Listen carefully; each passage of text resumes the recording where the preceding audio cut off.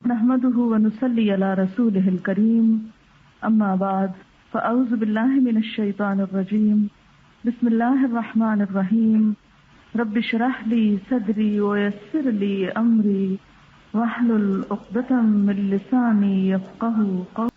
کیف ضرب اللہ، کس طرح بیان کرتا ہے اللہ؟ کیا غور کیا تم نے؟ کبھی سوچا تم نے کہ اللہ تعالیٰ ایک پاکیزہ بات کو کس چیز سے تشبیہ دیتے ہیں؟ یہ کاف حرف تشبیہ ہے نا. کلمتن طیبتن، کلمہ طیبہ، پاک کلمہ کون سا ہے؟ لا الہ الا اللہ. اس کی مثال کیسے ہے؟ کشجرۃ طیبہ، پاکیزہ درخت کی طرح، عمدہ درخت کی طرح.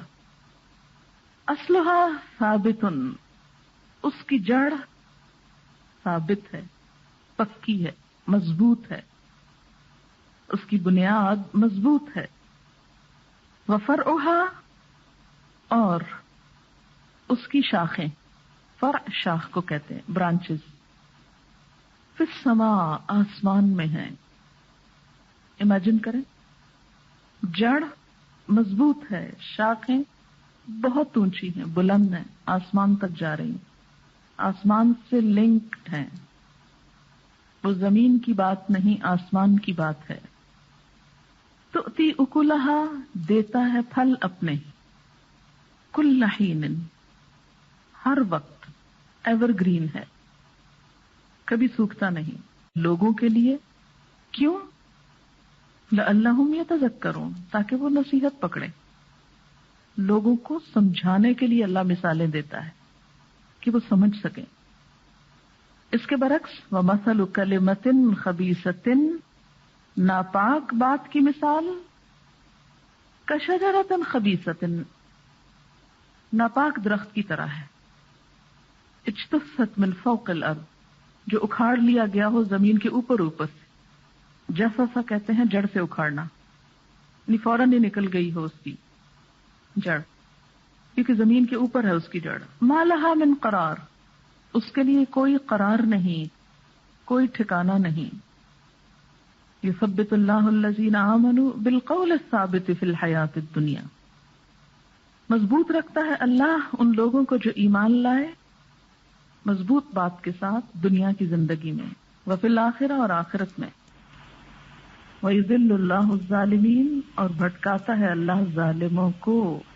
وَيَفْعَلُ اللَّهُ مَا يَشَاءُ، اور کرتا ہے اللہ جو چاہتا ہے. کلمہ طیبہ پڑھ کر انسان کیا بن جاتا ہے؟ مسلمان. تو ایک مسلمان کی مثال ایک عمدہ درخت کی طرح ہے. حدیث میں اس کے بارے میں آتا ہے کہ مومن کی مثال کس کی طرح ہے؟ کھجور کے درخت کی طرح. بخاری میں اس کو کھجور کے درخت سے تشبیہ دی گئی. صحیح بخاری کی روایت عبداللہ بن عمر سے ہے کہ ہم حضور صلی اللہ علیہ وسلم کے پاس بیٹھے ہوئے تھے. آپ نے فرمایا بتاؤ وہ کون سا درخت ہے جو مسلمان سے ملتا جلتا ہے. یعنی کلمہ کون پڑھتا ہے؟ ایک مسلمان پڑھتا ہے. فرمایا کون سا درخت ہے جو مسلمان سے ملتا ہے، جس کے پتے نہیں جھڑتے، نہ جاڑوں میں نہ گرمیوں میں، جو اپنا پھل ہر موسم میں لاتا رہتا ہے. یعنی ایک دفعہ ختم ہوا، پھر شروع ہو گیا، پھر ختم، پھر شروع ہو گیا. حضرت عبداللہ بن عمر فرماتے ہیں میرے دل میں آیا کہ کہہ دوں وہ کھجور کا درخت ہے، لیکن میں نے دیکھا کہ مجلس میں حضرت ابوبکر ہیں، حضرت عمر ہیں، وہ خاموش ہے تو میں بھی خاموش ہو گیا. حضور صلی اللہ علیہ وسلم نے فرمایا کہ وہ کھجور کا درخت ہے. جب یہاں سے اٹھ کر چلے تو میں نے اپنے والد سے کہا، تو انہوں نے کہا اگر تم یہ جواب دے دیتے تو مجھے تمام چیزوں کے مل جانے سے زیادہ پیارا تھا. کہ تم حضور صلی اللہ علیہ وسلم کو ایک اچھی بات، یعنی ایک اچھا جواب دیتے. بہرحال جیسے ماں باپ کی خوشی ہوتی ہے کہ اولاد نیک کام کرے. کھجور کا درخت دیکھا ہے آپ نے؟ ذرا تصور میں لائیے اور ڈرا کرتے جائیے. اصلھا ثابت، یہ ہے اصل، جڑ نیچے. یہ دراصل ہے ایمان. ایمان مضبوط ہے. اور آپ کو یہ معلوم ہے کہ درخت کی مضبوطی کا انحصار کس پر ہوتا ہے؟ جڑ پر. اگر جڑ کھوکھلی ہو جائے تو چھوٹا سا پودا بھی سوکھ جاتا ہے. جتنی زیادہ جڑ مضبوط ہوگی اتنا ہی پودا مضبوط ہوگا. اس کے بعد تنا ہے. یہ کس سے ملتا جلتا ہے, کس سے ریزمبل کرتا ہے؟ پلر سے, ستون کی طرح ہے. اسلام میں عبادات کو کیا کہا گیا؟ الصلاۃ عماد الدین. ٹھیک, نماز کیا ہے؟ دین کا ستون ہے. تو یہ ستون کی شکل میں ہے, اور خاص طور پر آپ دیکھیں کہ کھجور کا درخت جو ہے وہ پلر سے بہت زیادہ ملتا ہے. اور مسجد نبی کی جو سب سے پہلی تعمیر ہوئی تھی اس میں پلر کے طور پر کیا استعمال ہوئے تھے؟ کھجور کے تنے. بلکہ آپ صلی اللہ علیہ وسلم کا جو ممبر تھا وہ بھی کھجور کا ایک تنا تھا جس پہ آپ کھڑے ہو کر خطبہ دیتے تھے. کھجور کے درخت میں عموماً ایک تنا ہوتا ہے, اور سنوان وغیرہ سنوان بھی ہوتا ہے. پڑھا نا بھی آپ نے, بعض جڑ سے ہی دو طرف کو نکل جاتے. تو یہ چونکہ صرف تشبیہ ہے, اس لیے ضروری نہیں کہ 5 تنے ہو اور آپ کہیں جی 5 پلرز ہیں. مراد سمجھانا ہے, ایک ہوا یا زیادہ ہوئے. تو یہ کیا ہے؟ عماد یا عبادات کہہ لیں آپ. پھر اس کی شاخیں ہیں. شاخیں کیا ہیں؟ معاملات. پھر اس میں جو پھل پھول لگتے ہیں, مثلا کھجور کے عموماً بیچ میں جیسے خوشہ سا لگ رہا ہوتا ہے, یہ کیا ہے؟ اخلاق. اور دین کے یہ 4 حصے ہیں. ایمانیات, جس میں اللہ پر ایمان, فرشتوں پر, رسولوں پر, کتابوں پر, آخرت کے دن پر, اچھی بری تقدیر پر. 6 حصے ہیں اس کے. ایمان کی قسمیں یہ ہر جڑ کے ساتھ لکھ سکتے ہیں آپ, مختلف چیزوں پر ایمان. پھر پلرز ہیں, اس میں نماز, روزہ, حج, زکوٰۃ وغیرہ آ جاتے ہیں. جتنا نیچے بڑھتا اتنا اوپر ساتھ ساتھ بڑھتا چلا جاتا ہے. پھر کیا ہے کہ مختلف طرف سے شاخیں ہر طرف کو پھیل جاتی, اور وہ مختلف لوگوں کے ساتھ ہمارے معاملات, انسانی معاملات جو ہیں, حقوق العباد جن کو آپ کہہ سکتے ہیں, جڑ اور تنا. 2 چیزیں نیچے والی جو ہے نا یہ حقوق اللہ سے تعلق رکھتی, جو اوپر والی ہے یہ حقوق العباد سے تعلق رکھتے ہیں. جو حقوق العباد ہیں ان میں آپ دیکھیے کہ کہیں والدین ہیں, کہیں اقربا ہیں, کہیں ہمسائے ہیں, پھر کہیں عام انسان ہیں, پھر اس کے بعد جانور ہیں, انوائرمنٹ ہے, فضا ہے ہماری, یہ سب چیزیں اس میں آ جاتی ہیں. اور اس کا حسن کیا ہے ان تمام چیزوں کا؟ اخلاق, جو پھول اور پھل ہیں. اخلاق کیا ہے؟ پھول اور پھل. یعنی یہ ایک طرح سے رزلٹ ہے. اگر کسی درخت میں پھول اور پھل نہیں, اخلاق اچھا نہیں, تو اس کے اندر کوئی خوبصورتی نہیں. اب آپ دیکھیے کہ ایک درخت جو ہے جب وہ اگایا جاتا ہے تو کس طرح بڑھتا ہے. اس کے لیے کیا چاہیے ہوتا ہے؟ پانی چاہیے ہوتا ہے, روشنی چاہیے ہوتی ہے, ہوا چاہیے, سورج کی روشنی سے اپنی غذا لیتا ہے, زمین سے لیتا ہے, ماحول چاہیے ہوتا ہے. 4-5 چیزیں ہوتی ہیں پودے کو زندہ رکھنے کے لیے. پانی کیا ہے؟ جو بارش کا پانی برستا ہے, وہی الہی علم ہے نا. پھر جو ہوا ہے وہ کیا ہے؟ ماحول ہے, صحبت. ایک اچھے درخت کو پنپنے کے لیے پانی بھی چاہیے, ماحول بھی چاہیے, اور مختلف چیزیں اپنے آس پاس سے جمع کر کے پھر وہ درخت بنتا ہے. جتنی موافق فضا ہوتی ہے اتنا ہی درخت زیادہ مضبوط ہوتا ہے. قرآن روشنی ہے, اللہ سے محبت, اللہ نور السماوات والارض, اللہ سے ایک تعلق دل کے اندھیروں کو جگمگا دیتا ہے. قرآن کا مقصد بھی ہے نا لتخرج الناس من الظلمات الى النور. تو قرآن روشنی ایک ٹارچ لائٹ کی طرح یا سورج کی طرح کام کرتا ہے. علم کے جتنے بھی ذرائع ہیں. اب آپ دیکھیں کہ درخت کی ایک خاص خصوصیت یہ بھی ہے کہ وہ مسلسل بڑھتا ہے. درخت پہلے دن جب آپ بیج ڈالتے ہیں, یعنی ایک شخص ایمان قبول کرتا ہے, مومن, تو کیا ہوتا ہے؟ وہ بیج لگتا ہے, چھوٹی سی کمپل نکلتی ہے, پھوٹتی ہے, پھر وہ بڑا ہونے لگتا ہے اور مسلسل بڑھتا چلا جاتا ہے. اور بہت پرانے پرانے درخت بھی آپ دیکھ سکتے ہیں کہ کس قسم کے ہوتے ہیں. بیج سے جڑ بنتی ہے، جڑ سے تنا، تنا سے شاخیں، شاخوں سے پتیاں، پتیاں بھی نکلتی ہیں نا اس میں چھوٹی چھوٹی، یا کھجور کے درخت میں لمبے لمبے پتے، پھر پورا درخت، پھول یا پھل، پہلے پھول لگتے ہیں پھر پھل. مومن کی بھی یہی صفت ہے. مومن بھی ہر آن نیکی میں، خوبی میں، بھلائی میں ترقی کرتا ہے. اس کا ایمان بھی بڑھتا رہتا ہے. درخت کا بڑھنا کیا ہے؟ اس کا تنا بڑھے، اس کی شاخیں زیادہ ہوں، پتے زیادہ ہوں، پھل زیادہ ہو. ایمان کا بڑھنا کیا ہے؟ کہ اللہ کی معرفت ہو، اس پر یقین میں اضافہ ہو، اس پر اعتماد اور توکل میں اضافہ ہو. درخت زمین سے معدنیات بھی لیتا ہے نا، صرف پانی سے تو نہیں درخت اگتے. اگر آپ پانی میں ڈال کے رکھ دیں اگے ہوئے درخت کو تو تھوڑے دن بعد ختم ہو جائے گا. اسی طرح فضا سے مختلف گیسز، کاربن ڈائی آکسائڈ لیتا ہے اور پھر آکسیجن نکالتا ہے. اور آپ دیکھیں کہ جو فضا کی کاربن ڈائی آکسائڈ ہے وہ اپنے اندر جذب کر کے اپنی خوراک بنا لیتا ہے نا، اس سے بھی وہ فائدہ اٹھا لیتا ہے اور مفید گیس اس سے باہر آتی. اسی طرح ایک مومن جو ہے وہ طرح طرح کے تانے، مختلف غلط باتیں جب دیکھتا ہے تو عبرت کی نگاہ سے دیکھتا ہے اور اس سے مفید چیزیں باہر آتی. برا ماحول بھی بسا اوقات یا اس کی مرضی کے خلاف چیزیں بھی کیا کرتی ہیں، دراصل اس کے لیے عبرت کا سبب بنتی. اور وہ جواباً ریئیکٹ نہیں کرتا بلکہ اپنے آپ کی اور اصلاح کرتا ہے. مصیبت پڑنے پر صبر کرتا ہے. اسی طرح نعمت ملنے پر شکر کرتا ہے اور یہ چیز اس کو خدا کے قریب کرتی ہے.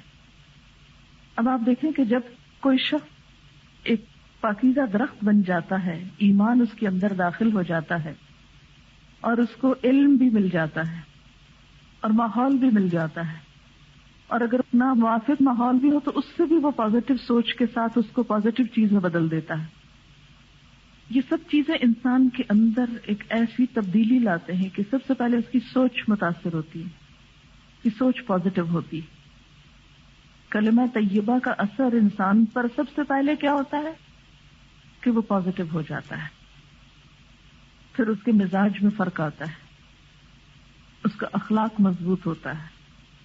اگر بیمار جڑ ہونا تو پھول ہی گر جاتے ہیں، وہ پھل تو لٹک ہی نہیں سکتا اس کی کھوکھلی جڑوں. اس کی روح کی پاکیزگی کے ساتھ ساتھ اس کے جسم میں پاکیزگی آتی. یہ دونوں چیزیں ساتھ ساتھ ڈیولپ ہوتی. آپ دیکھیں کہ جتنا مضبوط اچھا صاف ستھرا درخت ہوگا اس کو دیکھ کر بھی آپ کا دل خوش ہو جائے گا، یعنی اس کو دیکھنے والوں کا دل خوش ہو جاتا ہے. بندہ مومن اس حال میں جیتا ہے کہ دوسروں کے لیے خوشی کا سامان ہوتا ہے. جس سے جگر لالہ میں ہو ٹھنڈک و شبنم. پھر اسی طرح معاملات میں آپ اگر درخت کی شاخوں کو دیکھیں تو خواہ کتنی بھی گھنی ہو، اس کے پتے اور پھل اور پھول ہر ایک اپنی اپنی جگہ اتنا خوبصورت نظر آتا ہے. یعنی پاس اور بھی درخت اگے ہوئے ہیں، اگر اس کی شاخیں اس کے اندر بھی جا رہی ہیں تو بدنما نہیں لگتی، وہ ایک دوسرے کو راستہ دیتے ہیں. دو درخت پاس پاس اگے، لیکن ہم انسانوں کا حال کیا ہے کہ ایک دوسرے کو راہ نہیں دیں گے، دوسروں کا راستہ بند کریں گے. شاخوں کا تصور لائیں نا ذرا ذہن میں کہ جتنی چاہیں پھیلی ہوئی ہوں لیکن وہ خوبصورتی کے ساتھ دوسروں کے ساتھ تعاون کر رہی ہوتی. گھنے سے گھنے جنگلات جن میں اتنے اندھیرا ہوتا ہے کہ ایک روشنی بازو کا نظر نہیں آتی، لیکن اس میں بھی آپ دیکھیں کہ ایک دوسرے کے ساتھ اتنے خوبصورتی کے ساتھ ایڈجسٹ کر دیتے ہیں کہ اگر کوئی انسان ان کو چھیڑ دے تو ان کا حسن خراب ہو جاتا ہے. ایک درخت نہیں، جتنے درخت زیادہ ہوں گے اتنا ہی ماحول خوشگوار ہو جائے گا. اور درختوں کا کٹنا ماحول کو پلوٹ کر دیتا ہے، سیلابوں اور طوفانوں اور آندھیوں کا سبب بنتا ہے. اب یہی کہا جا رہا ہے کہ دنیا میں موسم کیوں بدل رہا ہے کہ درخت کم ہے، اور ہر آن نصیحت ہوتی رہتی کہ مزید درخت اگاؤ، درخت لگاؤ. تو ایک درخت بے شمار اپنے اندر صلاحیتیں اور خوبیاں رکھتا ہے. اس پر اور بھی مزید غور و فکر ہو سکتا ہے، لیکن فی الحال ہم دوبارہ آیت پڑھیں گے. الم تر کیف، تم نے دیکھا نہیں کس طرح ضرب اللہ مثلا، اللہ بیان کرتا ہے ایک مثال، کلمۃ طیبۃ، پاکیزہ کلمے کی، کشجرۃ طیبہ، کہ وہ پاکیزہ کلمہ کیا ہوتا ہے؟ ایک پاکیزہ درخت کی شکل اختیار کر لیتا ہے جب وہ بندہ مومن کے دل میں اترتا ہے. کشجرۃ طیبۃ اصلھا ثابت، اس کی جڑ مضبوط ہوتی. یہ جو جڑ کی مضبوطی ہے یہ انتہائی ضروری ہے. جہاں جڑ مضبوط نہیں، جہاں ایمان مضبوط نہیں، جہاں اعتماد نہیں، جس شخص کے اپنے قدم نہ جمے اور وہ آندھیوں کے ساتھ اڑتا چلا جائے، وہ کسی اور کے لیے کیا فائدہ دے سکتا ہے؟ اب دیکھیں کہ اگر آپ خود پھسل رہے ہیں کسی کو سنبھال سکتے ہیں؟ آپ خود گر رہے ہیں تو کسی اور کو آپ پکڑ سکتے ہیں کہ وہ نہ گرے؟ تو جو شخص خود با اعتماد ہوگا، با ایمان ہوگا، وہ دوسرے گرتوں کو بھی تھام لے گا. آپ نے کبھی دیکھا ہوگا نا کہ بہت تیز آندھی چلتی ہے تو بہت مضبوط درخت تو جمے رہتے ہیں، لیکن جو ذرا کھوکھلے ہوتے ہیں وہ گر جاتے ہیں، تو وہ کس پہ آ گرتے ہیں؟ مضبوط درخت کے اوپر، ان کا سہارا لے لیتے ہیں. بعض اوقات کمزور پودے جو ہیں وہ بڑے درختوں کے ساتھ چڑھ کے ان کے لیے وہ سہارے کا کام بھی دیتے ہیں. اصلھا ثابت، زمین سے بھی اس کو فائدہ ہو رہا ہے. فرعھا فی السماء، آسمانی قوتیں بھی اس درخت کو پنپنے میں مددگار ہیں. انسان مٹی سے بنا ہے نا، ہماری جڑ اصل کہاں ہے؟ مٹی کے اندر ہے. ہم غذا کہاں سے لیتے ہیں اپنے بننے کے لیے، کھانے کے لیے، وجود کے لیے، بڑھنے کے لیے؟ زمین سے لیتے ہیں نا. اور وہ جسمانی غذا ہوتی ہے، اور ایک روحانی غذا آسمان سے آتی ہے. اگر کسی پودے کی زمین سے تو غذا آ رہی ہے، آسمان سے نہیں آ رہی، پھر اس کی وجہ سے ہی تو درخت کا حسن بنتا ہے. کیا صرف جڑ کی فوڈ لے کے، زمین کی فوڈ لے کر درخت میں کوئی حسن آتا ہے؟ ہرگز نہیں. گرین میٹر جو ہے یہ کہاں سے آتا ہے؟ یعنی زمین کے منرل جب ایک درخت یوز کرتا ہے تو طاقتور ہوتا ہے. جیسے کوئی غذا ہم اس لیے نہیں کھاتے کہ ہم عیاشی کریں. غذا، اچھی غذا، جیسے جس نے کہا تھا کہ جو شخص اچھی غذا اس نیت سے کھاتا ہے کہ طاقتور ہو کر زیادہ بہتر کام کرے، تو اس کا اچھی غذا کھانا بھی عبادت ہے. لیکن خالی زمینی غذا کافی نہیں جب تک آسمانی غذا نہ ہو. اسی سے بیلنس ہوتا ہے نا. پھر اگر ہم جسمانی طور پر انتہائی لاغر، کمزور ہیں، اور ہمارا اس وقت شوگر لیول جو ہے وہ بالکل لو ہو چکا ہے، کوئی بات اندر نہیں جا رہی، کمزور لوگ ہم کیا پڑھیں قرآن؟ کیا کریں گے جا کے؟ جب آدھی بات ہی نہ سمجھ آئی تو گھر جا کے بچوں کو کیا بتائیں گے؟ یہ قرآن پاک کی بہت بہترین مثالوں میں سے ایک مثال ہے. جس کو یہ سمجھ میں آ گئی اور اس نے آئندہ درخت بننا شروع کر دیا تو فضا ہری بھری ہو جائے گی. اچھا، اقبال کا ایک شعر ہے، قہاری و غفاری و قدوسی و جبرور، یہ چار عناصر ہو تو بنتا ہے. یعنی پاکیزگی نفس بھی ہو، جبروت جلال بھی ہو، اور ایک طرف انسان قہار، یعنی اللہ کی یہ صفت جو قہار ہے وہ بھی اس کے اندر ہو کہ جہاں غلط بات ہو وہاں فولاد ہو. ہم عموماً کیا سمجھتے ہیں کہ جو شخص دین پر ہے اسے غلط باتوں پر بھی نرم ہونا چاہیے، یہی سمجھتے ہیں، یہی ایکسپیکٹ کرتے ہیں. لیکن مومن بننے کے لیے غلط چیزوں پر اس کو فولاد ہونا پڑے گا. وَمَثَلُ كَلِمَةٍ خَبِيثَةٍ، خبیث کلمے کی مثال، ناپاک بات کی مثال، غلط بات کی مثال، کشجرۃ خبیثۃ، خبیث درخت کی طرح ہوتی، بدذات درخت کی طرح، اجتثت من فوق الارض، جو اکھاڑا گیا ہو زمین کے اوپر ہی سے. اکھاڑ لیا جائے زمین کے اوپر اوپر سے ہی، یعنی اس کی جڑ اتنی اتھلی ہوتی ہے، اتنی اوپر اوپر ہوتی ہے کہ تھوڑی سی ایفرٹ سے وہ ہاتھ میں آ جاتا ہے. اسی طرح باطل کو کوئی قرار نہیں ہوتا. وہ بظاہر بہت بڑی جھاگ نظر آتا ہے، لیکن اگر آپ ہاتھ لگائیں تو وہ فوراً ایک قوت والا ہاتھ اس کو مٹا دینے کے لیے کافی ہوتا ہے. اسی طرح اس بدذات درخت کے لیے یا جھاڑ جھنکار کے لیے تھوڑی سی ایفرٹ کافی ہوتی ہے، اور آپ نے دیکھا ہوگا کہ مضبوط درخت سال ہا سال جیتے ہیں، جبکہ بدذات درخت چند دنوں میں ختم ہو جاتے ہیں، یعنی جھاڑ جھنکار جس کو کہتے ہیں۔ من فوق الارض، زمین کے اوپر اوپر سے، ما لها من قرار، ان کے لیے کوئی قرار نہیں، یعنی کہاں قرار نہیں؟ میزان میں کوئی قرار نہیں غلط باتوں کو، وہاں ان کو کوئی وزن نہ ملے گا، بارگاہ الہی میں کوئی قبولیت نہ ملے گی، اس لیے کہ وہاں نیت کی خرابی تھی اور سطحی اور وقتی جذبات میں کام کیے گئے تھے، پورے ایمان اور یقین کے ساتھ نہیں۔ یعنی جس عمل کی روٹس گہری ہوں گی وہ عمل نہ مخالفت سے ختم ہوگا، جیسے آندھی چلے تو شجرہ طیبہ نہیں گرتا، لیکن جس کی جڑ خراب ہو، جس کی نیت خراب ہو، جس کی اصل خراب ہو، جہاں اندر منافقت ہو، اندر خرابی ہو، گھن لگا ہوا ہو، ایمان کمزور ہو، اس کو تو ایک اشارہ چاہیے گرنے کو۔ ایسے لوگ دنیا میں بھی فوراً دین سے ہٹ جاتے ہیں اور آخرت میں بھی ایسے لوگوں کے اعمال کو کوئی وزن نہ ملے گا، وہ جیسے خبیث تھے ویسے ہی ان کا معاملہ ہوگا۔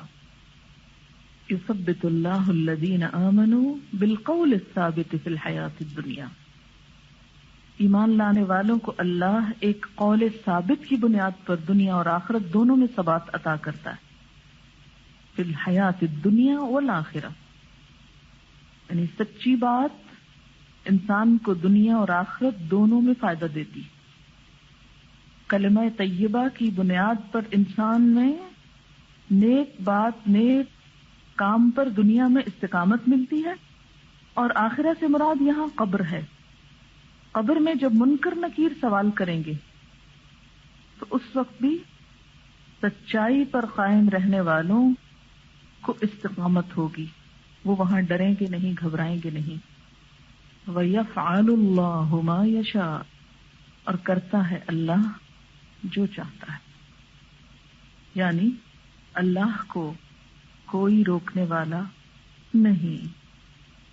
اس آیت کی تفسیر ایک حدیث میں کچھ یوں آتی ہے کہ موت کے بعد قبر میں جب مسلمان سے سوال کیا جاتا ہے تو وہ جواب میں اس بات کی گواہی دیتا ہے کہ اللہ کے سوا کوئی معبود نہیں اور محمد صلی اللہ علیہ وسلم اللہ کے رسول ہیں۔